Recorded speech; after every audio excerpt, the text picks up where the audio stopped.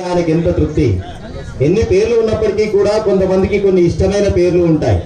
ఆ పేర్లతో పిలిచినప్పుడు వారికి ఎంతో ఆనందం కలుగుతూ ఉంటుంది. అలాగే స్వామివారికి చాలా పరమ ఇష్టమైనటువంటి ప్రీతికరమైనటువంటి నామం గోవింద నామం.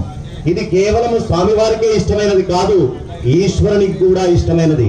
మీరు బాగా ఆలోచించండి. కాశీ క్షేత్రంలో గనక మరణించినట్టయితే సిద్ధి కలుగుతుంది అన్నారు. కారణం ఏమిటో తెలుసునా? కుడి చెవిలో సాక్షాత్ ఈశ్వరుడు వచ్చి ఒక మంత్రం చెబుతాడు అని చెప్పి. ఏమి మంత్రమో తెలుసునా?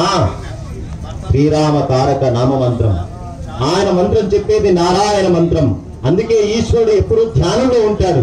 ధ్యానంలో ఉంటున్నాడు అంటే రెండు కళ్ళు మూసుకుంటున్నారంటే ఎవరినో లోపల ధ్యానం చేస్తూ ఉన్నట్టే కదా లెక్క. మరి ఆయన ఎవరినయ్యా ధ్యానం చేసేది? ఆయన సాక్షాత్తు నారాయణుణ్ణే ప్రతిరోజు కూడా ధ్యానం చేస్తూ ఉంటాడు. అందుకే విష్ణు సహస్రనామం అంతా చెప్పిన తర్వాత, అయ్యా మా కలియుగంలో పుట్టిన మానవులంతా చాలా బిజీ లైఫ్ గడుపుతారయ్యా, మీ 1000 నామాలు చదవాలంటే కనీసం అరగంట పడుతుంది, ఏదైనా షార్ట్ కట్ ఉంటే చెప్పండి. అందరూ షార్ట్ కటే కదా ఇప్పుడు చూసేది. అందుకోసమే పార్వతీదేవి అడిగిందట, కేనో పాయేన లగునా విష్ణోర్ నామ సహస్రకం పఠ్యతే పండితైర్ నిత్యం శ్రోతుమిచ్చామి తత్వత. అయ్యా విష్ణు సహస్రనామం ఏదైనా సమయం లేకుంటే, ఆమె అడిగింది మన గురించే. కానీ ఎప్పుడు అంటే ఏదైనా సమయం తీరిక లేనటువంటి సమయంలో, ఏదైనా అత్యవసర పరిస్థితి ఏర్పడ్డప్పుడు ఈ విష్ణు సహస్రనామ పారాయణం అనేది పడిపోకుండా ఉండడానికి సహస్రనామ పారాయణం చేసిన ఫలితం ఎలా కలుగుతుంది అంటే, ఆయన చెప్పిన ఒకే ఒక్క నామం ఏమిటో తెలిసినా చెప్పండి. శ్రీరామ శ్రీరామ రామ రామేతి రమే రామే మనోరమే. నారాయణుడి యొక్క దివ్యమైనటువంటి నామం.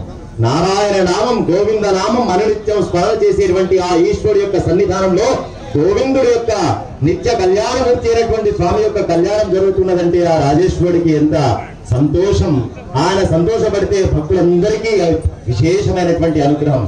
విశేషమైనటువంటి తిరుకల్యాణ మహోత్సవంలో అర్చక స్వాములు ఇంతవరకు కూడా చక్కగా ప్రతిసర బంధనం, రక్షాబంధనం, కంకణ బంధనం అనేటువంటి కార్యక్రమాన్ని నిర్వర్తించినారు. మనమంతా చూసినాం. స్వామివారికి కుడి చేతికి కట్టినారు, అమ్మవార్లు ఉభయులకు కూడా ఎడమ చేతికి కట్టినారు. ఎందుకంటే సృష్టిలో పడ్డ నారాయణుడి యొక్క దివ్యమైనటువంటి శరీరంలోని ఎడమ భాగం నుంచి స్త్రీ మొట్టమొదలు బయటికి వచ్చింది కాబట్టి ఎడమ వైపు స్త్రీని కూర్చోబెట్టుకునేటువంటి సంప్రదాయం మనకు ఉన్నది. అందుకే ఉభయ దేవేరులకు వామహస్తానికి కంకణ ధారణ చేసినారు. ఆయనకెందుకయ్యా కంకణం, ఆయనకెందుకయ్యా రక్ష అంటే, ఆయన రక్ష కాదు అయ్యా. అనన్యా చింతయంతో మాం ఏ జనా పర్యుపాసతే తేషాం నిత్యాభియుక్తానాం యోగక్షేమం వహామ్యహం అని చెప్పి ద్వాపరయుగంలో కృష్ణావతారం ఎత్తినా నీవు ఒక ప్రతిజ్ఞ చేస్తావు. త్రేతాయుగంలో రామావతారం ఎత్తినప్పటికీ కూడా